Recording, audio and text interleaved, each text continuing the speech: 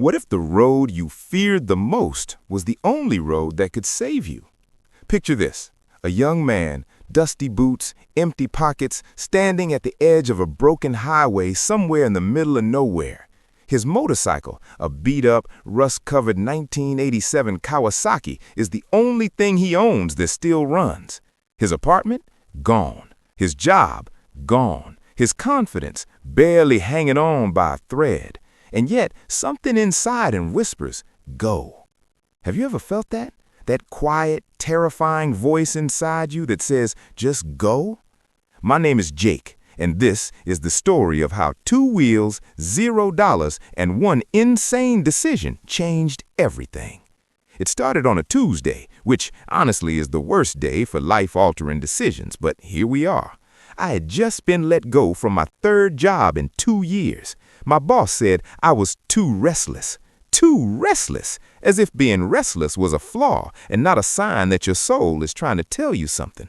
As the Uzbek proverb goes, Yolda kalgan musafir ham bir kun uyigayatari. Even the traveler left on the road will one day reach home. I didn't know it then, but the road was already calling my name. I packed everything I needed into one backpack. 2 shirts, 1 pair of jeans, a journal, a crumpled map of the United States I found in a gas station trash can, and I kicked that old Kawasaki to life. It coughed, it shook, it screamed like it hadn't been awake in years, and I rode. No GPS, no plan, no safety net, just me, the wind, and the terrifying freedom of having absolutely nothing to lose. The first night, I slept under a bridge in Tennessee. It rained so hard I thought God was personally trying to talk me out of this trip. But you know what I did? I laughed, because sometimes you have to laugh at the storm before you can learn to ride through it. Forrest Gump once said, okay, he's fictional, but stay with me. Life is like a box of chocolates. But I say, life is like a long highway. You can't see where it ends. You don't know what's around the next bend, but you ride anyway. Now let me ask you something. When was the last time you did something that scared you? Not a little scared, I mean genuinely terrified. Because I believe that the things we fear the most are usually the exact things we need to do the most. By day 3, I had crossed into Arkansas. I was running low on gas and even lower on pride when a farmer named Earl pulled over and offered me a meal. He was 70 years old, wore overalls, and had hands like tree bark.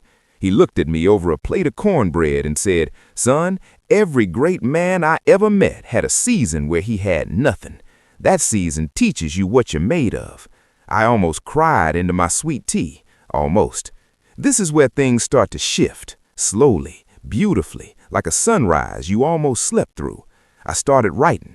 Every night, wherever I stopped, I wrote in that journal about the people I met, the towns I passed through, the fears I was slowly outrunning. And somewhere in Texas, under a sky so big it felt like the universe was showing off, I wrote what would become my first viral blog post. I posted it from a library in Amarillo with 15 minutes of free Wi-Fi and 0 expectations. I titled it, What I Found When I Lost Everything. Within 48 hours, it had 10,000 readers.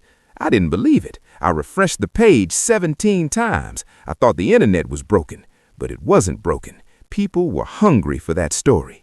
Because real stories, honest stories, stories born from dust and struggle, they hit different. As the great Uzbek poet Alisher Nawai wrote, Kim ki bir kun yakshilik kusa, uning nama abadi kaladi. Whoever does good even once, their name will last forever. I wasn't trying to be famous, I was just trying to survive. But sometimes that's the most powerful content you can create. Now, I want to stop here and ask you, are you sharing your story? Because your struggle, your journey, your messy, imperfect road, it matters. Someone out there needs to hear it. Don't polish it, don't hide it, share it raw. 6 months into the trip, I had ridden through 32 states. I had survived a hailstorm in Colorado, a flat tire at 2 a.m. in Nevada, and a very uncomfortable conversation with a bear in Montana. Don't ask. My blog had grown to over 100,000 followers. Brands started reaching out. Podcast hosts wanted interviews. A publisher called about a book deal. Me, A guy who 2 shirts and a trash can map was getting a book deal. But here's the part nobody tells you about success. It doesn't feel like you imagined. Standing in a fancy publishing office in New York City in my worn leather jacket and dusty boots, I felt like an alien. Everyone was polished, everyone had a plan, and I thought, am I supposed to become like them? And then I remembered something the philosopher Rumi once said. Do not be satisfied with the stories that come before you. Unfold your own myth. I wasn't here to become someone else's version of success. I was here to unfold my own. I signed the book deal, on my terms, with my voice, with my story. The book came out 14 months after I left that broken highway in Memphis. It was called The Long Way Around. It debuted at number 4 on the New York Times bestseller list. I remember sitting in a tiny bookstore in Portland, signing copies for a line that wrapped around the block and thinking, this is surreal. A woman came up to me, tears in her eyes, and said, I read your book and I finally quit the job I hated and I booked a flight to Japan. You changed my life. And I had to excuse myself for a moment because grown men do not cry at book signings. They definitely do not. Okay, I cried. But here's the thing. She changed my life too, because in that moment, I understood my purpose. I wasn't just a motorcycle traveler. I was a messenger, someone whose job it was to remind people that the road is always open, no matter how stuck you feel right now. And let me speak to you directly for a second. You, watching this right now. Maybe you're in a season where everything feels broken. Maybe your plans fell apart. Maybe someone told you that you were too restless, too dreamy, too much. I want you to hear this. That is not a weakness. That is your engine. As another Uzbek wisdom says, Sabır kilgan, maksadige yetgan. The one who is patient will reach their goal. Your patience, your persistence, your willingness to keep riding even when it's raining, that is your superpower. 3 years after I left that broken highway with nothing, I was invited to speak at TED. I rode my motorcycle to the event. Of course I did. The audience laughed when I drove it onto the stage, but they also cheered, because there's something about someone who stays true to who they are, even when the spotlight is on them, that people deeply respect. My speech was watched over 12 million times, and I think about that 26-year-old with dusty boots and an empty tank and want to go back and tell him, it's all going to be worth it. Every cold night, every breakdown on the side of the road, every moment of doubt, every time someone laughed at your plan, it was all leading somewhere beautiful. Walt Disney once said, and this man was rejected 300 times before he built a magical kingdom, all our dreams can come true if we have the courage to pursue them.